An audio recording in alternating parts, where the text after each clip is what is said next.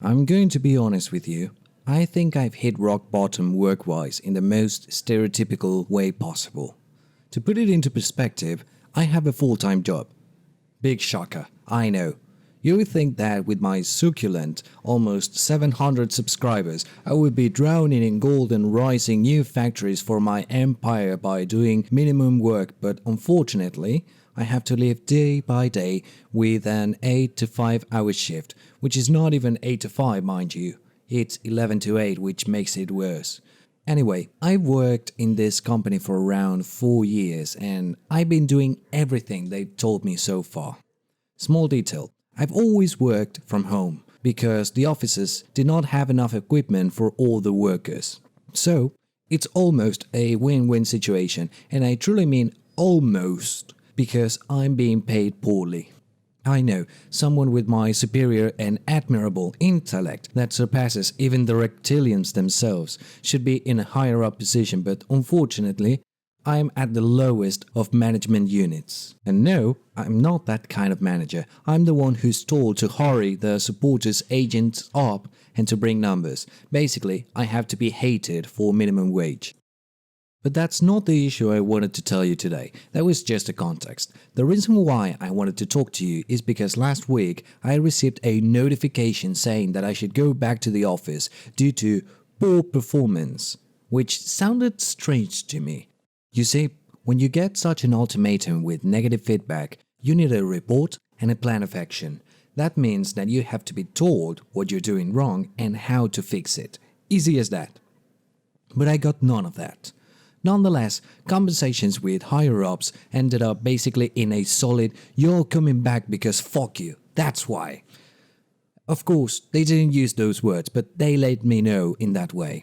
Still, I think that making me go to the office is absolutely absurd, and not because I don't want to live my diamond palace in which I'm living. I'm talking about the following.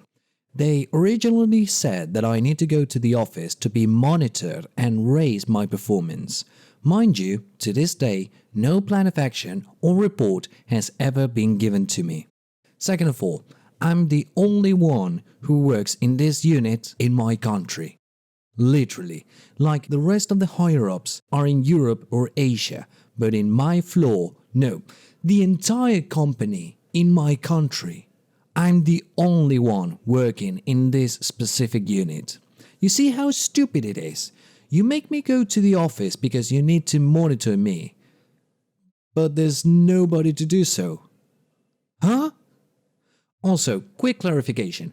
I don't mind the fact that I have to work in an office because when I applied for this job, I originally intended to work in the office, but could not be done due to the office being too small and then the pandemic happening. But this is where it gets better. I asked them if there were any equipment available for me because, as you know, every worker needs their own equipment.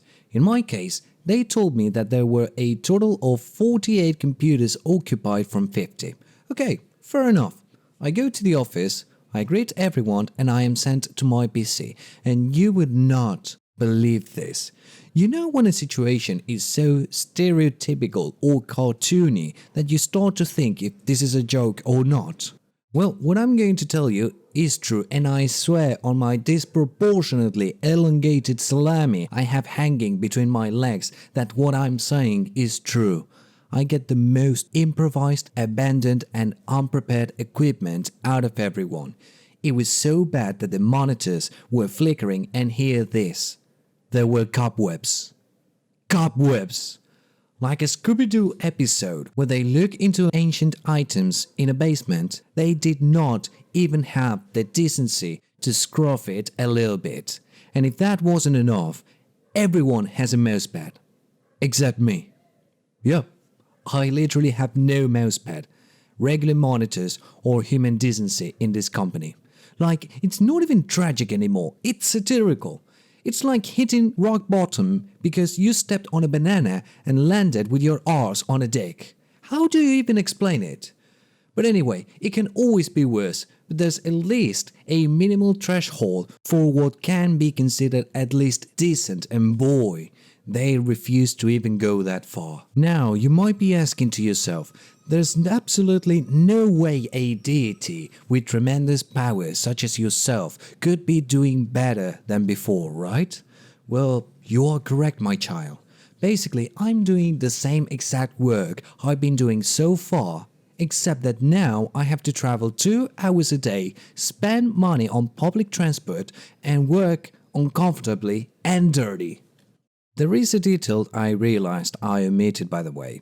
Sorry about that, even superior beings can make mistakes sometimes.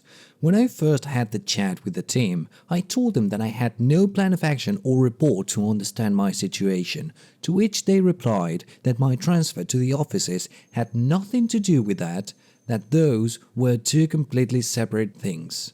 Any snob out there would simply say, if the company demands it, then you have to do as they say, and yeah, you're right. That's why I had my first office shift the other day.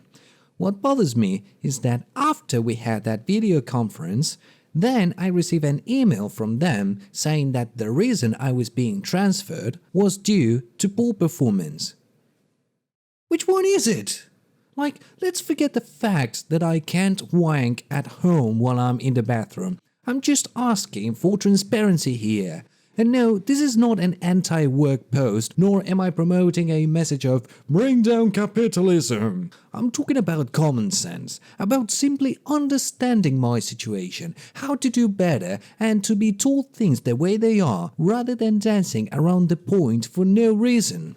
If I had a guess, and this is just me extrapolating with incomplete information, I would say that they want me to quit, and that they are mentally draining me to see how much I can take.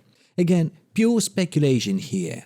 I wish I could give them the benefit of the doubt in this situation, but since they refuse to even be transparent about it, all I can do is move on and continue with my life, or find another job. But hey, that's about it. If you want to save me, spread my word. Save me from this misery and hopefully I can live sucking the living grace of YouTube's profit. Remember, I'm almost at 700 subscribers and I only need to get to 1,000 just to get out of this hell. If I'm living a nightmare, the least I'm allowed to do is to dream. Hopefully, you're all having a wonderful week. This has been Juano, and thank you for listening, watching. Hopefully, you're laughing, and yeah, that would be all about it. I'm just stretching the time to make sure that in the future I can make this video at least 8 minutes long because, hey, if I'm going to be extorted by those pigs from the capitalism, I might as well try to get something out of capitalism as well. Just to, basically have a life. That's about it. See ya, and have a beautiful day.